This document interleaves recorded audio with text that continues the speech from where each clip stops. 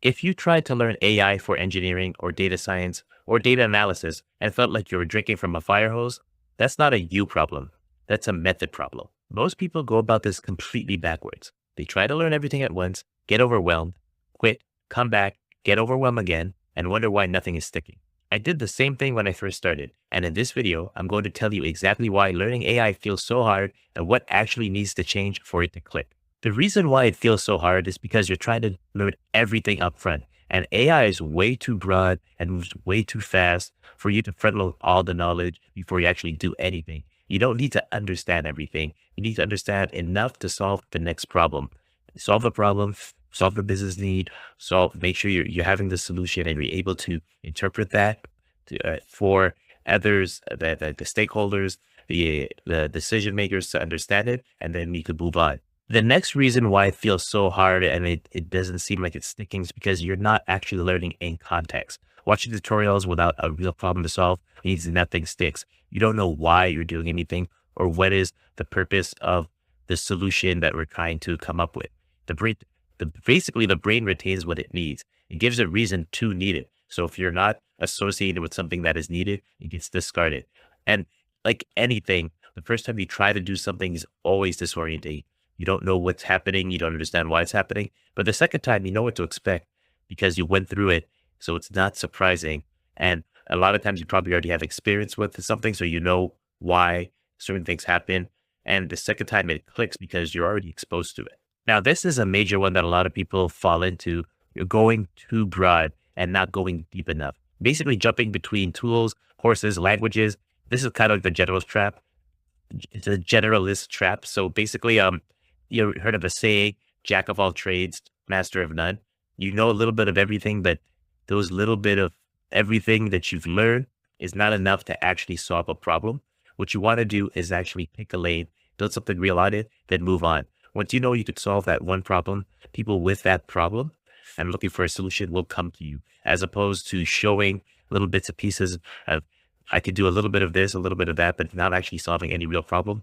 No one knows what to ask you for, or if you could solve their specific problem. But if you show them, because you show something very similar to what they're experiencing, and you show you have a solution for it, they'll come to you because, oh, if you have that problem, you had a similar problem that I have, then they feel confident you could solve their problem. This one's more of like a universal problem, I would say in general, and that is comfort kills urgency.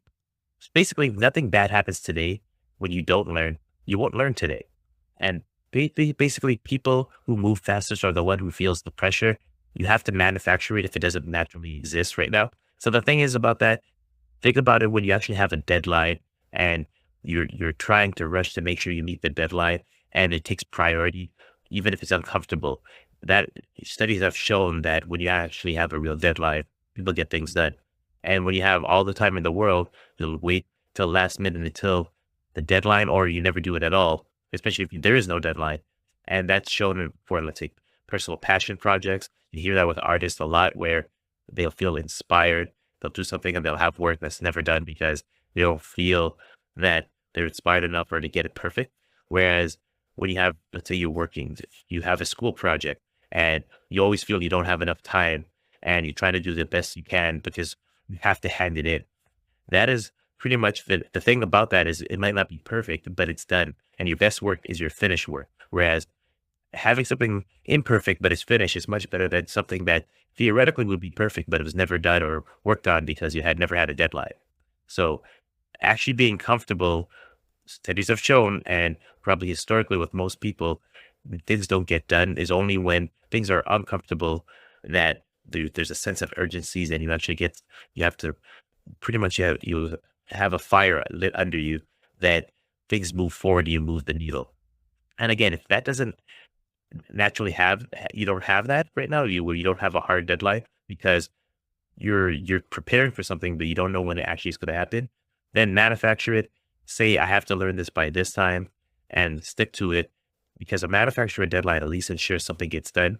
And then you can review it and improve upon it, but at least you'll have something done. This one is related as well. You're learning alone right now. So that means there's no accountability, no one to push you when you stall, because similar to if you have no deadline, there's no consequence for not doing it. So if you If there's no accountability and someone saying, hey, keep going when you stall, then, skipping a day of learning turns into a week, turns into just you forgot about it, fell off your schedule. The environment matters as much as the material. It's not uncommon for someone who grew up in a certain environment. That's what they know, that's what they expect.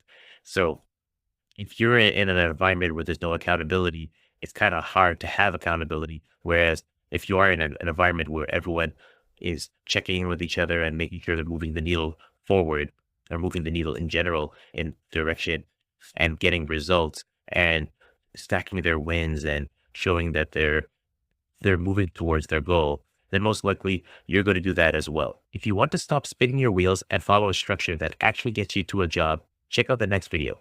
I break down the exact 90-day path I'll take if I was starting from scratch today.